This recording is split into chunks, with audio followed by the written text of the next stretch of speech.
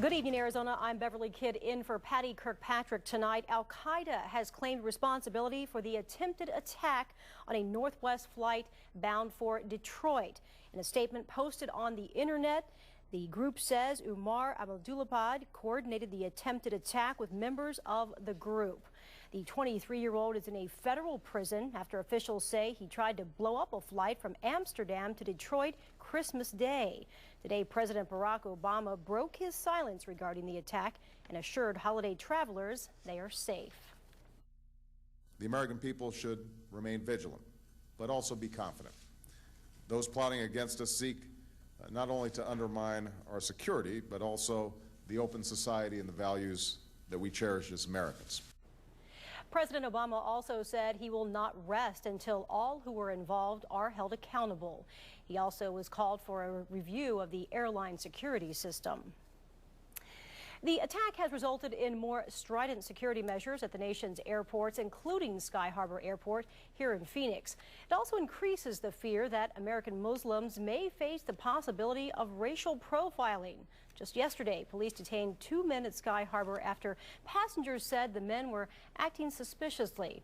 An FBI spokesperson says both men were watching a scene from The Kingdom on a portable DVD player and speaking loudly in a foreign language. We're told the men have been released and no charges have been filed. As Frank Camacho tells us, one prominent Muslim American says increased security is only treating the symptom and not the disease. Frank? Well, that's right, Bev. Dr. Zuhdi Jasser is co-founder of the American Islamic Forum for Democracy, a group considered to be a moderate voice of Islam. A voice, he says, must increase in eloquence and in volume to counter the hateful shrill of radical Islam. I think we're going to continue to see more of these teenagers grow into 23, 24-year-olds radicals. And all of the increased security measures at our nation's airports will do little to change that. The suspected would-be suicide bomber Umar Farouk Abdul-Muttalib is an example, he says, of the ideological battle that is being waged not only against the West, but within Islam. He was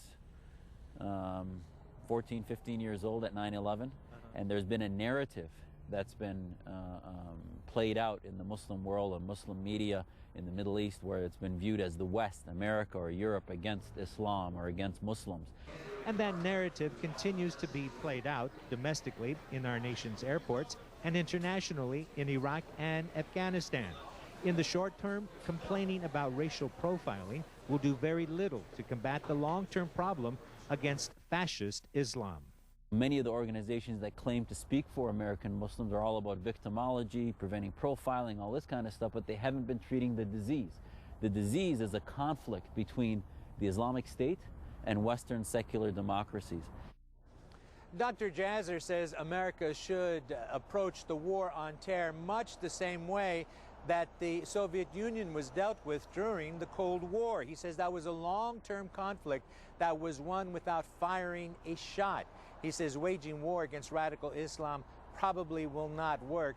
And he says he's not at all surprised the fact that Al-QAEDA is claiming responsibility and that this Christmas Day attack was in retaliation for the United States missile attack against Yemen about 8 days ago. Reporting live from Sky Harbor, I'm Frank Camacho for 3 TV. All right, Frank, thanks so much. And if you are headed to Sky Harbor, make sure you arrive in plenty of time to get through security. There are new security measures in place that apply to international travelers. They can only take one item onto the plane, and passengers must stay in their seats for the last hour of the flight with nothing on their laps. And now your